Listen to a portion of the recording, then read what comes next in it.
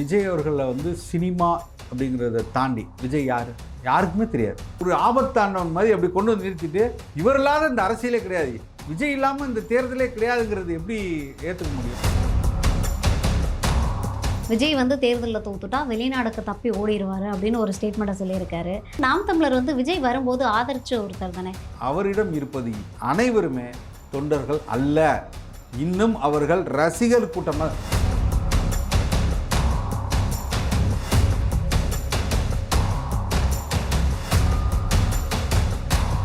நீ யார் எதிர்த்தாலும் நான் வந்து நிற்கிறார்ல, அந்த துணிச்சல் தெம்பு திராணி உனக்கு இல்லையே.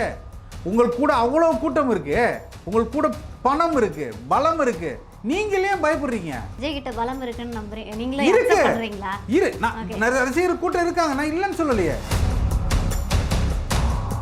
நீங்கள் பார்த்துருப்பீங்க, தேனிக்கு சாட்டை அவர்கள் போயிருக்கும் போது வந்து ஒரு பெரிய பிரச்சனையே வந்தது. அதில் வந்து சாட்டை அவர்கள் வந்து ரொம்ப கடுமையான வார்த்தைகள் எல்லாம் விட்டுருப்பாங்க. கருத்தியெல்லாம் அவங்களுக்கு பேசவே முடியல. சாட்டை அவர்கள் பேசும்போது ஒரு வார்த்தை விடுறாங்க, என்ன அப்படின்னா, ஆமாம் விஜய் அழிக்கிறது ஒழிக்கிறது தான் என்னுடைய ஒரே இலக்கு அப்படின்ற ஒரு கடுமையான வார்த்தையை சொல்கிறாரு. இல்லை, எனக்கு தனிப்பட்ட விமர்சனமாக தான் அது தெரியுது.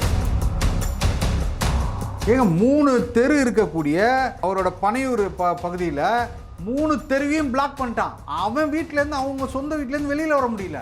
இது எப்படி ஒரு கட்டுக்கோப்பான ஒரு கூட்டம் நீங்கள் சொல்லுவீங்க?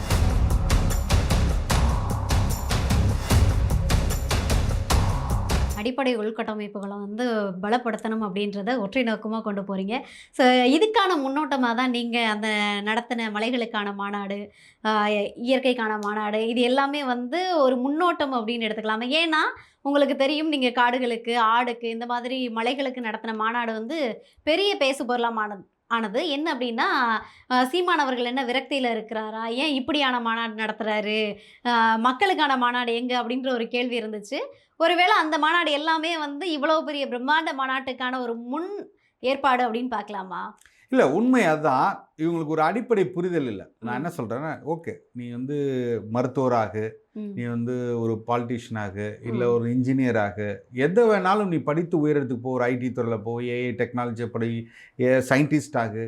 சோறு வேணும்ல, உணவு தேவை இருக்குல்ல, சுவாசிக்கணும்ல, காற்று வேணும்ல, தண்ணீர் வேணும்ல, அதுதானே அடிப்படை. அப்போ இதெல்லாம் நீ சரியாக்குனா தானே நீ அடுத்த கட்டத்துக்கு நீ நவர முடியும். எதுவுமே இங்கே இல்லைன்னா நீ என்ன படித்து என்ன பிரயோஜனம்? அதை தான் நீங்கள் அடிப்படை தேவை என்னன்னு இருக்குல்ல, ஒரு அடிப்படை மனிதனுக்கான தேவை இதெல்லாம் தானே. அப்போ இதை நீ சரி செய்யாமல், நீ இருக்க இடம் இல்லாமல், உடுத்த உடை இல்லாமல், குடிக்க நீர் இல்லாமல், உணவு இல்லாமல் நீ எங்கே போய் நீ என்ன பிரயோஜனம்? இன்னைக்கு நீங்கள் கொரோனா காலத்தில் எல்லோரும் போய் தேடி நின்னது எதை போய் தேடி நின்னாங்க? உணவுக்கு தான். சோறு எங்கே கிடைக்கும்? வளர்ந்த நாடுகள், நான் சொல்கிறது இந்தியா இல்லை, வளர்ந்த நாடுகள் அங்கே தான் போய் நின்றுச்சு. ஆனால் இந்தியா தப்பிச்சது ஏன்னு சொல்லுங்கள்? தற்சார்பு வாழ்க்கையில் இன்றைக்கும் தமிழ்நாடு முன்னாடி நிற்கிறான். அவன் விவசாயம் செய்கிறான், அவன் விளைய வைக்கிறான், பொருட்கள் விளைய வைக்கிறான். ஒரு கத்திரிக்காய் விளைய வைக்கிறான், முருங்கைக்காய், வீட்டுக்கு பின்னாடி முருங்கை மரம் இருக்குது, வாழை மரம் இருக்குது. நீ எத்தனை நாள் நீ லாக்டவுன் போட்டாலும் அவன் இங்கே இருக்கிறத எடுத்து போட்டு சமைச்சு சாப்பிட்றான். அவன் விளைய வச்ச அரிசி இருக்குது, 4 மூட்டை அரிசி இருக்குது, எடுத்து போட்டு வெறும் தண்ணியை ஊற்றி அரிசியை போட்டு சாப்பிட்டு வாழ்ந்துட்டான். 6 மாதம் இல்லை, 6 வருஷமே வாழ்ந்து போட்டான். அப்போ இந்த வாழ்க்கை முறையை நீ மாற்றி விட்டு நீ இன்னொன்றுக்கு எப்படி போக முடியும்? அப்போ இதுக்கு தேவை நீர் இல்லையா? சோறுக்கு தேவை நிலம் இல்லையா? நிலத்தை பாழாக்கலாமா? அப்போ இதை தான் நாம் தமிழர் கட்சி முன்னெடுக்குது. இன்னைக்கு மாடு ஆடு இல்லாமல் நீ வாழ்க்கையை வாழ்ந்துட முடியுமா? ஒரு நாள் கறி சாப்பிடாமல் இருந்துடுறியா? சொல்லுங்கள், பால் குடிக்காமல் இருந்துடுறியா? அப்போ இதற்கான தேவை எங்கே? இதோட பொருளாதாரம் எங்கே இருக்குது? இன்னைக்கு ஒரு ஆட்டோட விலை 8,000 ரூபாங்க. 8,000 அது கம்மி சார், நான் ஒரு மினிமம் சொல்கிறேன். அப்போ இது எங்கேருந்து வரும்? உனக்கான கறி தேவை எங்கேருந்து வரும்? உனக்கான ஊட்டச்சத்து எங்கேருந்து வரும்? அப்போ இதையே நீ கேவலமாக நினைக்கிற? அதைத்தான் நாங்கள் சொல்கிறோம். இன்றைக்கி பாலின் விற்பனை, பாலின் சந்தை மதிப்பு, இதெல்லாம் பேசாமல் ஒரு அரசியல் கட்சி அரசியல் நடத்துகிறதே வேஸ்ட்டுன்னு நான் சொல்கிறேன். புரோஜனமே இல்லாது. அப்போ இதை முன்னிறுத்தி தான் ஒரு அரசியல் கட்சி முக்கியமாக வேணும். அடுத்த தலைமுறை மக்கள் எப்படி வாழணும், அவர்கள் எதை பார்க்கணும், எதை உற்று நோக்கணும், எது அவர்களின் தேவைன்னு சொல்லாமல் நான் ஒரு கல்வியறிவை கொடுத்து பிரயோஜனம் இல்லைங்கிறேன். அதை செய்துவிட்டு தான் இன்றைக்கி மக்கள் வந்து ரொம்ப தெளிவாக எல்லாத்துக்கும் யதார்த்தம் புரியுது. ஆமாம், இவர் சொல்கிறது உண்மைதான், நாம் வந்து ஒரு தற்சார்பு வாழ்க்கையை வாழ்ந்துகிட்டு இருந்தோம். ஒவ்வொரு வீட்லேயும் ஒரு ஆடு இருந்துச்சு, மாடு இருந்துச்சு, ஒரு கோழி இருந்துச்சு, ஒரு முட்டை கிடைக்கும், இங்கே பால் கிடைக்கும். அவன் எதையும் நம்பிலாம் ஊட்டச்சத்து மிக்கவன் நல்லா இருந்தான். இன்னைக்கு எல்லாத்தையும் அழிச்சிட்டிங்களே, எல்லாத்துக்கும் அண்டை மாநிலங்களை நம்பி இருக்கக்கூடிய இடத்துக்கு நீங்கள் நவுத்தி வச்சுட்டு இருக்கக்கூடிய மலையெல்லாம் வெட்டி குவாரி ஆக்கிட்டீங்களே, அது எதுக்கு? தீர்ந்த வளமாயிருச்சுல அது. அந்த வளத்தை நீங்கள் மீட்டெடுக்க முடியாதுல்ல, ஒரு மலையை உருவாக்க முடியாதுல்ல, ஒரு மணலை உருவாக்க முடியாதுல்ல. அப்போ இந்த மணலுக்கும் மலைக்கும் தேவை மழை பொழியாதுங்க, மழை பொழியாது. மழை இல்லைன்னா மழை பொழியாது. அப்போ இதெல்லாம் பேசாமல் ஒரு அரசியல் கட்சி இருக்க முடியாது. அதைத்தான் நாங்கள் தொடர்ச்சியாக இந்த மண்ணில் விதைத்து கொண்டே இருந்தோம். அதற்கான அறுவடையாக 2026 தேர்தல் உறுதியாக இருக்கும். Okay, super sir. வந்து பல்வேறு கட்சிகளுமே வந்து எலெக்ஷனை நோக்கி தான் பல்வேறு கட்ட பணிகளை பண்ணிட்டு இருக்கீங்க. இதில் இந்த மாநாடு அப்படின்றது வந்து மற்றொரு புறம் பேசப்படக்கூடியது என்ன அப்படின்னா, தங்கக்கிட்ட பலம் இருக்குது அப்படின்னு நாம் தமிழர் நிரூபிக்க ட்ரை பண்ணது. விஜயை பார்த்து இந்த மாதிரியான மாநாடை வந்து அவங்களும் ஃபாலோ பண்ணுறாங்க அப்படின்றாங்க. இதை எப்படி பார்க்குறீங்க?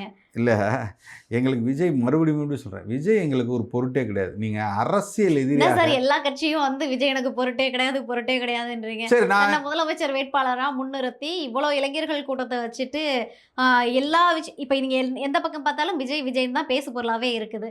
அப்படின்றப்போ நீங்கள் இந்த கட்சியாக இருக்கு, நாம் தமிழராக இருக்கட்டும், அதிமுக, திமுக, எல்லா கட்சியும் விஜய் ஒரு பொருட்டே கிடையாதுன்றீங்க. விஜயை நோக்கி தான் இந்த 2026 தமிழக தேர்தலே நகருதோ அப்படின்னு ஒரு கேள்வி எல்லாருக்குள்ளேயுமே இருக்குது. இல்லை, நல்ல கேள்வி தான். நான் என்ன சொல்கிறேன்னா, விஜய் அவர்களை வந்து சினிமா அப்படிங்கிறத தாண்டி நீங்கள் அப்படி மறைஞ்சிருங்க, கண்ணை மூடி கண்ணை திறங்க, சினிமாவில் இல்லைன்னு வச்சுருங்க. விஜய் யார்? விஜய் யார்? யாருக்குமே தெரியாது. இந்த மண்ணிற்காக, இந்த மக்களுக்காக ஏதாவது ஒரு போராட்டங்கள், ஏதாவது ஒரு ஆர்ப்பாட்டங்கள், புரட்சி, கைது, சிறை, அவமானம், அப்படி இல்லாத மனிதனை நீங்கள் ஒரு ஆபத்தானவன் மாதிரி அப்படி கொண்டு வந்து நிறுத்திட்டு, இவர் இல்லாத இந்த அரசியலே கிடையாது, விஜய் இல்லாமல் இந்த தேர்தலே கிடையாதுங்கிறது எப்படி ஏற்றுக்க முடியும்? எத்தனை பிரச்சனைகள், எத்தனை மக்கள் பிரச்சனைகள், எத்தனை இடத்தில் நீங்கள் இந்த தேசத்தில் நீங்கள் வந்து மிகவும் புறக்கணிப்படுங்க. 850 மீனவன் செத்து போயிருக்கான். அதற்கான உங்களுக்கு கண்டன குரலுங்க சொல்லுங்கள். இங்கே இருக்கக்கூடிய எல்லா வளங்களும் களவு போட்டிருக்கு, எல்லா மலையிலையும் உடைக்கப்பட்டிருக்கு. நீங்கள் எந்த இடத்துல முன்னாடி வந்து நின்றுருக்கீங்க? மணல் குவாரி இந்த இடத்துல எல்லாம் போயிருக்கு. பல கொலைகள், கொள்ளைகள், பெண்களுக்கு எதிரான பாலியல் தொல்லைகள், எத்தனை இடத்தில் விஜய் அவர்கள் குரல் கொடுத்துருக்கார். நீங்கள் இதெல்லாம் செய்யாமல் அதெல்லாம் விட்டுருங்க. நான் வேறு எதுவுமே பேசலை. சினிமா இண்டஸ்ட்ரியிலேருந்து நீங்கள் வர்றீங்க. அந்த சினிமா உலகத்தில் இருக்கக்கூடிய பிரச்சனைகள் எத்தனை விஜயால் தீர்க்கப்பட்டது? ஒரு பிரச்சனை, ஒரே ஒரு பிரச்சனை சொல்லுங்க.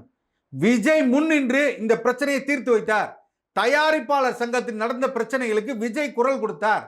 சொல்லுங்க. விஜய் கமலஹாசனுக்கு எதிராக கர்நாடகாவில் பிரச்சனை நடக்கும்போது குரல் கொடுத்தார். சொல்லுங்க. ரஜினிகாந்துக்கு எதிராக கர்நாடகத்தில் பிரச்சனை நடக்கும்போது முன்னின்று விஜய் குரல் கொடுத்தார். சொல்லுங்க. அங்கு இருக்கக்கூடிய ஏழை தொழிலாளருக்கு தினசரி ஒரு உணவளித்தார். சொல்லுங்க. பல பேர் திருமணத்தை இவர் முன்னின்று நடத்தி வைத்தார். சொல்லுங்க. ஒண்ணுமே இல்லாத ஒருத்தரை கொண்டு வந்து வச்சுக்கிட்டு விஜய் தான் இந்த அரசியல்னா அப்ப நாங்களாம் யாரு? எல்லாத்தையும் விட்டுட்டு இந்த மண்ணுக்கு மக்களுக்காக நிற்கிற நாங்கள் யாரு? நாம் தமிழர் கட்சி யாரு? சொல்லுங்க. அப்போ நீ நேரடியாக வந்து மக்கள் எல்லாம் வீட்டுக்குள்ளே இருக்காங்க, உன் வீட்டில் எல்லாம் விஜய்னு இருக்காங்க, விஜய்னு பார்க்குற எல்லாரும் ஓட்டு போட்டுருவான், வேற யாருமே ஸ்க்ரீனில் வர்றதில்ல, அப்படி தானே? வீட்டுக்கு ஒரு விஜய் இருக்காங்க, வீட்டில் இருக்கிற விஜய் ஓட்டுகள் அவங்களுக்கு இருக்குன்றாங்க. அதான் சொல்கிறேன், பார்க்குற விஜய் சினிமாவில் பார்த்தவெல்லாம் நேராக கொண்டு வந்து அவ்வளோ மடையர்களா தமிழர்கள்? சொல்லுங்க. அப்போ தமிழர்களை நீ என்னவா உருவாக்கி வச்சிருக்க? தமிழர்கள் மனசில் நீ என்ன நினச்சிக்கிட்டு இருக்க? நீ 4 படம் பஞ்சு டைலாக் பேசிட்டு அந்த படத்தில் நடிச்சுட்டு கைத்தட்டு வாங்கிட்டு அங்கே இருக்கக்கூடிய வில்லனை அடிச்சிட்டேன்னா மக்கள் எல்லாம் நினச்சிருவான், இவர் தான் ஹீரோ அப்படின்ட்டு. அப்படி தானே? இங்கே படித்தவன், சிந்திக்கிறவன், அறிவுள்ளவன் யாருமே இல்லையா? அப்படியா? அரசியல் அப்படியே பார்க்குறான். அப்படி இருந்தால் இங்கே நடித்தவன் எல்லாருமே போயிருக்கணும். இன்னைக்கு நயன்தாரா வந்திருக்கணுங்க, கமலஹாசன் வந்திருக்கணும், ரஜினிகாந்த் வரலையே. நீ என்ன தலைவன்? 40-50 ஆண்டுகளாக கோலோச்சி நின்றார் சூப்பர் ஸ்டார்ன்ட்டு, பயந்து பின் வாங்கிட்டாரு. விஜய் அவர்கள் இப்போ வரைக்கும் பயந்து பின் வாங்கிடுவார். நீ பாருங்க, இந்த தேர்தல் முடிஞ்சு நான் சொல்றேன் 2026ஓட இவர் கூட இருக்கிற எல்லாரும் தன்னிடம் இருந்த பொருளாதாரத்தை இழந்து நடுத்தருவில் நிற்பாங்க. நான் சொல்றேன். இல்லை உங்களை போலவே ஒரு ஸ்டேட்மெண்ட்டை வந்து வெளியில் போன பிடி செல்வகுமாரும் சொல்லியிருக்காரு. என்ன அப்படின்னா, விஜய் நம்பி எந்த இளைஞர்களும் போகாதீங்க, உங்ககிட்ட இருக்க பணத்தெல்லாம் இழந்துருவீங்க. விஜய் வந்து தேர்தலில் தோத்துட்டா வெளிநாடுக்கு தப்பி ஓடிடுவார் அப்படின்னு ஒரு ஸ்டேட்மெண்ட்டை சொல்லியிருக்காரு. இப்படி நீங்கள் தொடர்ந்து விஜய் மேலே எல்லாருமே விமர்சனம் வைக்கிறீங்க. நாம் தமிழர் வந்து விஜய் வரும்போது ஆதரிச்ச ஒருத்தர் தானே. கூட்டணிக்கு என் தம்பி வந்தால் எனக்கு பிரச்சனை இல்லைன்னு சொன்னவங்க தானே சீமான் சார். நான் மறுபடியும் நாங்கள் சொல்கிறோம், விஜய் படத்தில் நடிக்கிறாரா, அவர் மீது எங்களுக்கு வந்து பெரிய இல்லை, கட்சி அரசியல் கட்சி தொடங்கி வரும்போது நீங்கள் ஆதரவு கொடுத்தீங்களே. கட்சி ஆரம்பிக்கும் போது கமலஹாசனுக்கு ஆதரவு கொடுத்தோம். கமலஹாசன் நேராக அண்ணன் போய் அவர் வீட்டிலே சந்திச்ச வாழ்த்துக்கள் தெரிவித்தார். ஆனால் அவர் முரண்பட்டு நின்னார்ல ஒரு இடத்துல, அப்போ எதிர்க்க வேண்டிய இடத்துக்கு தான் நம்ம போகிறோம். அதனால வந்து எங்களுக்கு கொள்கை கோட்பாடு தான் ரொம்ப முக்கியம். தனிப்பட்ட நீங்கள் ஸ்டாலின் கூப்பிட்டாலும் போய் நின்று அண்ணன் பேசுகிறாரு, அவரிடம் பேசுகிறார், அது வேற. ஆனால் திராவிடம் எங்களுக்கு நேர் எதிரி, அதில் நாங்கள் மாறவே இல்லையே, சமரசம் இல்லையே. அதை போல தான் விஜய் அவர்களும். நீ சரியானவற்றை எடுத்து வைத்தால் நாங்கள் முதல் ஆளாக அண்ணன் சீமான் அவர்கள் வாழ்த்துவார். உங்களை வாழ்த்தி பேச நாங்கள் தயாராக இருக்கோம். ஆனால் என்ன செஞ்சீங்க? தமிழ் தேசியத்தை வந்து எனக்கு வேண்டான்னு சொல்லியே. தமிழ் ஏன்னா தேசியம் அவருக்கு தமிழ் தேசியம்னா என்னன்னு தெரியாதுங்க. அவருக்கு தமிழ் தேசியம்னா என்னன்னு தெரியாதுங்க. திராவிடம்னா என்னன்னு தெரியாதுங்க. திராவிடம் பேசக்கூடியவர்களுக்கே திராவிடம் என்னன்னு தெரியலையே. அவர்கள்ட்டே பல முரண் இருக்கே. நீங்கள் எப்படி நீங்கள் ரெண்டையும் வந்து பேசுவீங்க? எல்லாத்தையும் சேர்த்து வச்சுக்கிட்டா நீங்கள் வந்து ஒரு நேர்மையான ஒரு சமமான பாலிட்டிஷியன் அர்த்தமா? அப்படி கிடையாதுங்க. நல்லவன் இருக்கான், கெட்டவன் இருக்கான். நீ நல்லவன் பக்கம் நிற்கிறியா, கெட்டவன் பக்கம் நிற்கிறா? எனக்கு நல்லவனும் கெட்டவனும் ஒன்றுன்னு எப்படி சொல்லுவீங்க நீங்கள்? அப்படி தான் இருக்குது. நீங்கள் எல்லாத்தையும் ஒன்றா சேர்க்குறீங்க. அப்படி சேர்க்க முடியாது, அப்படி சேர்க்க முடியாது. நீங்கள் ஒரு பக்கம் நின்றே ஆக வேண்டும். எனக்கு எல்லாரும் வேணும் அப்படின்னா அது எப்படி? கொலை பண்ணவன் பக்கத்தில் நிற்கிறான், கொள்ளை அடித்தவன் பக்கத்தில் நிற்கிறான், திருடன் பக்கத்தில் நிற்கிறான், அயோக்கியம் பக்கத்தில் நிற்கிறான். பரவாயில்ல நீங்கள் எல்லாம் ஒன்றா வாங்க, நான் எல்லாருக்குமானவன் எப்படி சொல்லுவ நீ? அவன் கொலை செய்து விட்டால் அவன் கொலைகாரன் நீ சொல்ல துணியலையே, நீ பயப்படுறியே, தைரியம் இல்லையே, ஒரு ஸ்டாண்ட் எடுக்க மாட்டீங்க. நீ கதவையை திறக்க மாட்டீங்களே. உங்களோட அலுவலகத்தின் கதவு துறக்கப்படவில்லை. நீங்கள் இன்னும் ஊடகத்தை நேரடியாக சந்திக்கவில்லை. இது அவமானம். இல்லை, ஊடகத்தை சந்திக்காததுக்கு அவங்க பல ரீசன் சொல்கிறாங்க. என்னென்னா எல்லா ஊடகமே வந்து ஒரு சார்ந்து இருக்குது. நீ ஊடகம் வச்சுக்கங்க, நீங்கள் மீடியா வச்சு நீங்கள் பேசுங்க. ஏங்க யூடியூப்பில் நாங்கள் பேசிகிட்டு இருக்கோங்க. ஒவ்வொரு இடத்துலையும் அண்ணன் கேட்கக்கூடிய கேள்வி அத்தனைக்கும் பதில் சொல்கிறார். அதெல்லாம் எங்கள் ஊடகமா? அவர்கள் எங்களுக்கு எதிரானவர் தான் தெரியும். நான் ஊடகத்தின் செய்தியாக இருக்க வேண்டும் என்று அண்ணன் நினைக்கிறார். அப்படி தானே போகணும், நீங்கள் அப்படி தான் நிற்கணும். நீ யார் எதிர்த்தாலும் நான் வந்து நிற்கிறார்ல, அந்த துணிச்சல் தெம்பு திராணி உனக்கு இல்லையே. உங்களுக்கு கூட அவ்வளோ கூட்டம் இருக்கு, உங்களுக்கு கூட பணம் இருக்கு, பலம் இருக்கு, நீங்களே பயப்படுறீங்க. விஜய் கிட்ட பலம் இருக்குன்னு நம்புறீங்க, நீங்களே சொல்றீங்களா? ரசிகர் கூட்டம் இருக்காங்க, நான் இல்லைன்னு சொல்லலையே. அது வாக்கா மாறுமாங்கிறத ரசிகர்கள் ஒருபோதும் என் மனசாட்சிப்படி சொல்கிறேன். நான் அவருக்கு எதிராளலாம் இல்லை, மனசாட்சிப்படி தான் பேசுகிறேன். அவரிடம் இருப்பது அனைவருமே தொண்டர்கள் அல்ல. இன்னும் அவர்கள் ரசிகர் கூட்டமாக ஏங்க ஒரு பொதுச் செயலாளர் பேசுகிறாங்க, நீங்கள் மனசாட்சி சொல்லி. இப்போ நான் பேசுகிறேன் உங்கள்கிட்ட, பின்னாடி 2 பேர் வந்து பீன்னு விசிலடிச்சுருந்தா நீங்கள் என்ன சொல்லுவீங்க? இல்லை ஏன் பின்னாடி இப்போ நான் உங்கள்கிட்ட பேசிக்கிட்டு இருக்கேன், உங்கள்கிட்ட இவ்வளோ கருத்துக்களை பேசிகிட்டு இருக்கேன், பின்னாடி ஒரு 20 பேர் நின்றுட்டு பீன்னு விசிலடிச்சுக்கிட்டே இருந்தாங்கன்னா நீங்கள் என்ன சொல்லுவீங்க? அவர்களே நீங்கள் என்ன சொல்லுவீங்க? சார் அது ஒரு கொண்டாட்டம், ஆனந்தம். அப்படி நான் பேசுறதுக்கு மரியாதை கொடுக்காம நீ பின்னாடி இருந்து அந்த இடத்துல என்ன கொண்டாட்டம்? பொது நிகழ்ச்சியில் பொது மேடையில் பேசி கொண்டு இருக்கிறார். அப்போ என்ன உனக்கு புரிதல் இருக்கு? நீ அப்போ அவர் பேசுவதை கேட்க வரல, அப்படி தானே? உனக்கு அவர் பேசுவது பொருட்டு இல்லை, அப்படி தானே? அங்கே கருத்து இல்லை, அப்படி தானே? கொள்கை இல்லை, அப்படி தானே? அப்படி தானே அது அர்த்தம்? நான் உங்களை பார்க்க தான் வந்திருக்கேன், அதனால தான் நான் விசில் அடிச்சிட்டு இருக்கேன். நான் உங்க பேசுகிற கேட்க வரல, உங்களை அரசியல் படுத்தலை. ஒரு தலைவன் இன்னும் அவர்களை அரசியல் படுத்தலை, பேசாதான்னு சொல்லலை, நீ இப்படி செய்யக்கூடாதுன்னு சொல்லலை.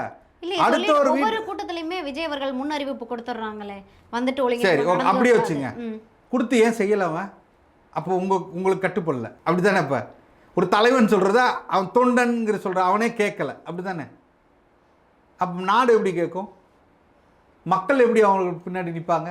ஏங்க 3 தெரு இருக்கக்கூடிய அவரோட பனையூர் பகுதியில் 3 தெருவையும் பிளாக் பண்ணிட்டான்.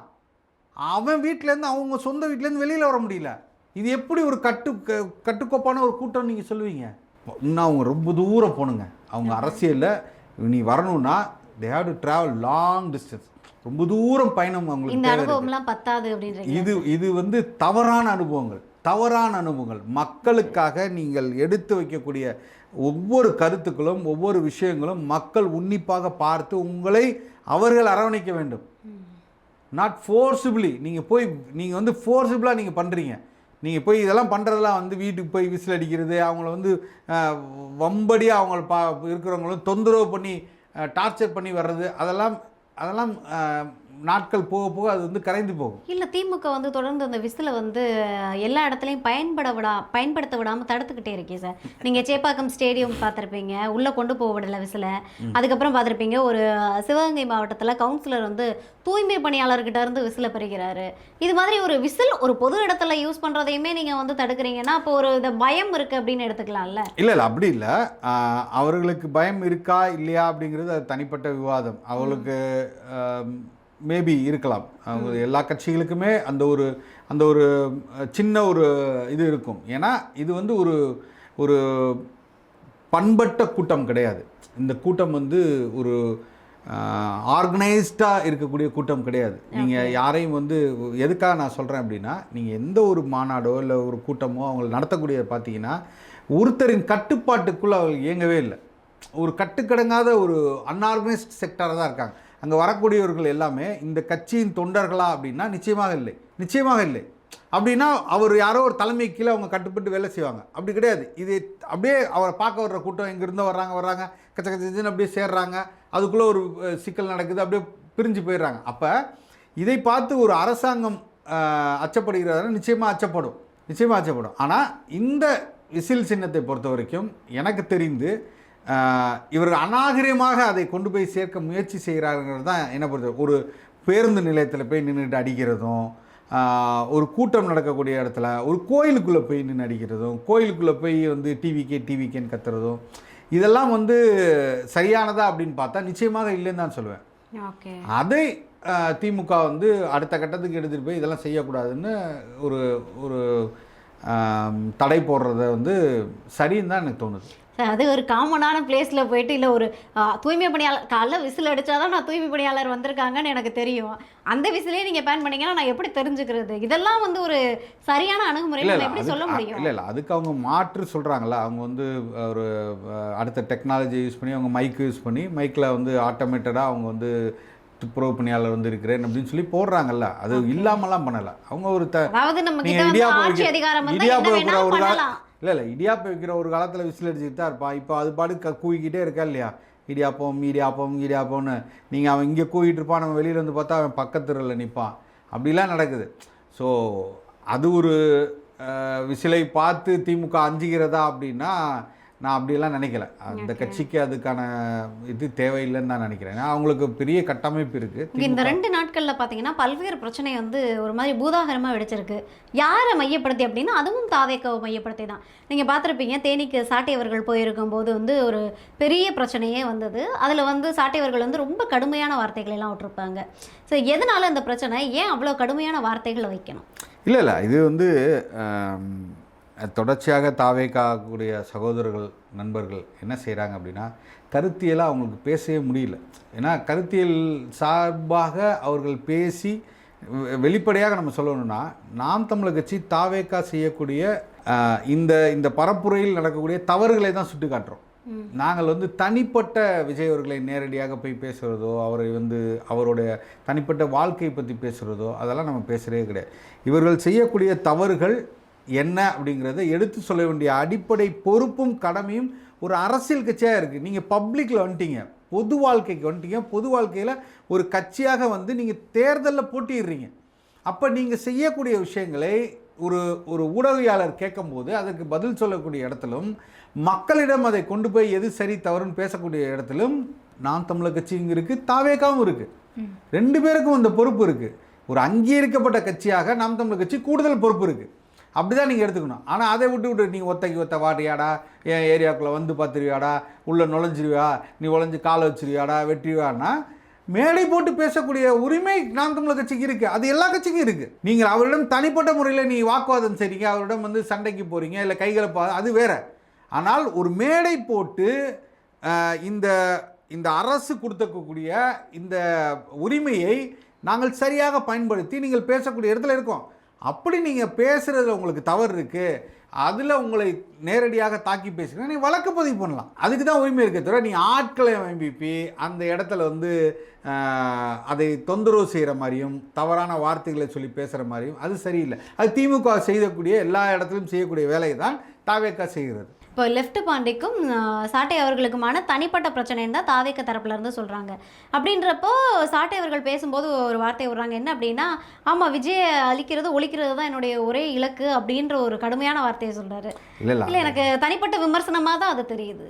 இல்லை அப்படிலாம் ஒன்றும் கிடையாது. அது வந்து கோவத்தின் வெளிப்பாடாக அவர் பேசினது தான். மற்றபடி நீங்கள் தினசரி நீங்கள் அவரோட காணொலிகள் எல்லாத்துலேயும் பாருங்கள், இது ஒரு கிரிட்டிக் தான், ஒரு சர்க்காஸ்டிக்காக அவர் வந்து கிரிட்டிக் பண்ணுறாரு. அதை வந்து மக்கள் ரசிக்கிறாங்களா இல்லையா? நீங்கள் சொல்லுங்கள். மக்கள் வந்து ஆதரவு கொடுக்குறாங்க. அவரோட கருத்துக்களை அவர் காணொலிகளாக போடும்போது பல லட்சம் மக்கள் பார்க்குறாங்களா? அப்போ அதில் ஒரு நியாயம் இருக்குன்னு தானே பார்க்குறாங்க. யாரும் அதை புறக்கணித்து விட்டு செல்லவில்லை. பல லட்சம் பேர் அவரோட ஃபாலோவர்ஸாக பார்க்குறாங்க அப்படின்னா அதில் அவர் வந்து ஒரு நகைச்சுவையாக ஒரு கிண்டலும் கேலியுமாக அதை கொண்டு போய் மக்களுக்கு சுவாரஸ்யமாக சேர்க்குறான்னு அர்த்தம். அது இவர்களுக்கு கோவத்தை, தன் தலைவர் அப்படி பேசிட்டாரு, தன் கட்சியை அப்படி பேசிட்டாரு அப்படின்னு அவங்க பேசுகிறாங்க. ஆனால் அதுக்கு எதிர்வாதம் வைங்கிற. இப்போ ஒரு உதாரணத்துக்கு நான் சொல்கிறேன்னா, ஏன் கரூரில் இருந்து அவர் போனார், ஏன் அங்கேயே தங்கலை, ஏன் ஜெயலலிதா கிட்ட கையை கட்டிட்டு மன்னிப்பு கேட்டார், இதெல்லாம் வந்து நடந்த விஷயங்களை எடுத்து கூறுறார். அதை அவர் பாணியில் அவர் பேசுகிறார். அதுக்கு மக்கள் வந்து பேரெழுச்சியாக ஆதரவு கொடுக்குறான். ஆமாம்ல சரிதானங்கிறான். அது இவர்களுக்கு கோவத்தை கிளப்புதே தவிர அந்த கோவத்தின் வெளிப்பாடாக நீங்கள் என்ன செய்யலான்னு நான் சொல்கிறேன். நாங்கள் செய்யக்கூடிய தவறுகளை சுட்டி காட்டுங்க, கட்சி செய்யக்கூடிய தவறுகளை சுட்டி காட்டுங்க. அதற்கு எதிர்வாதம் வைக்க நாம் தமிழர் கட்சி தயாராக இருக்குது. கருத்தியல் ரீதியாக பேசுவோம், அதுதான் சரியாக இருக்குமே தவிர தனிப்பட்ட தாக்குதல் இருக்குல்ல அது நல்லா இருக்காதுன்னு சொல்கிறேன். அது வேண்டாங்கிற. நீங்கள் லெஃப்ட் பாண்டிக்கே நான் என்ன சொல்கிறேன், லெஃப்ட் பாண்டிக்கு நீங்கள் ஒரு மேடை போடுங்க, அதே இடத்துல அடுத்த நாள் மேடை போடுங்க. அவர் செய்த தவறுகளை நீங்கள் பேசுங்க, இல்லை கட்சி செய்த தவறுகளை பேசுங்க. அது சரியாக இருக்கும். அப்படிதான் ஆரோக்கியமாக போகணும். அதுதான் அரசியல் நான் சொல்ல வரேன். அந்த அரசியலுக்குள்ளே நீங்கள் வாங்கங்கிறேன் நான்.